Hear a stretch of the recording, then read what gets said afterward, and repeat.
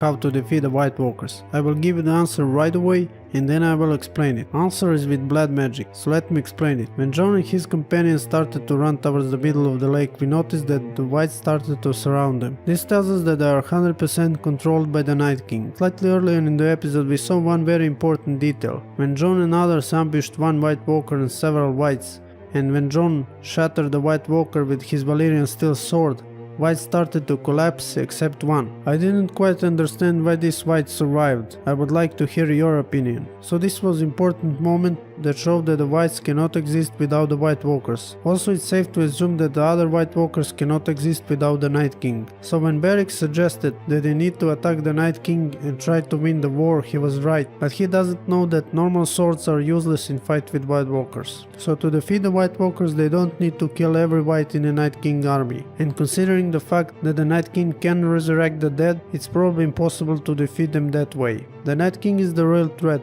but how he can be defeated? We know that he was created by the children of the forest with a dagger made of dragon glass.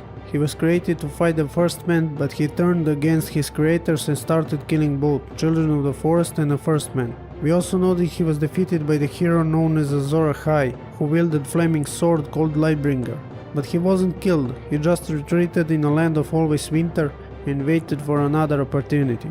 There are many theories that suggest why he chose to return now. There are two possible answers in my opinion. First is that magic was born again during the certain event known as Tragedy at Summerhall, around 40 years before Game of Thrones events. During the Summerhall tragedy, King Aegon V died along with his eldest son, Prince Duncan Targaryen, and legendary Kingsguard Sir Duncan the Tall. During this event, Aegon tried to hatch a stone dragon eggs with sorcery, and he was burned to death. According to George R.R. Martin, something dark and magical has happened there. They did something dark that maybe awoken the magic and opened the way for White Walkers to return. Some 50 years later, Daenerys succeeded in hatching the dragons, and that can confirm that magic was really awoken during the Summerhall tragedy. Because before the Summerhall there were several unsuccessful attempts to hatch a dragon, and now the first attempt after the tragedy was successful. Another far more simple answer is that the Night King simply waited a big winter that will allow him to pass the wall and go further south. In this scene where Jon and others are on the rock in the middle of the lake,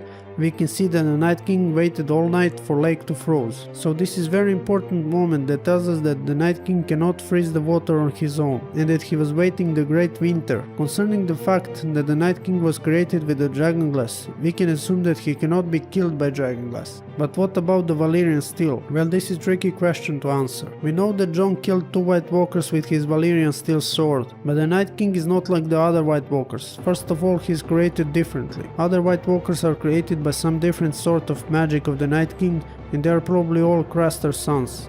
I'm not sure what would be possible to kill the Night King with Valyrian steel, but I'm pretty sure that killing him with some form of blood magic will be possible. Blood magic is an ancient form of magic used by the children of the forest and also followers of the Red God or Fire God. So both sides use the blood magic, children of the forest who created the White Walkers who represent ice, and on the other side we have red priests and priestesses from Ashai who believe dragons are gift of their red god. So we see that one side cannot exist without the other. When Summerhall tragedy happened, magic was awakened, and that opened the paths for White Walkers and dragons to return. So the end must be the same as the beginning. When Melisandre said to Varys that she has to die in Westeros, she maybe speaks about blood magic ritual in which she will be involved. White Walkers will be defeated probably with sacrifice of Jon or Daenerys. It started with magic, and that's how it will end. Episode 6 revealed many things about the Great War, and also we have another scene that foreshadows how it will all end, but I will talk about more of that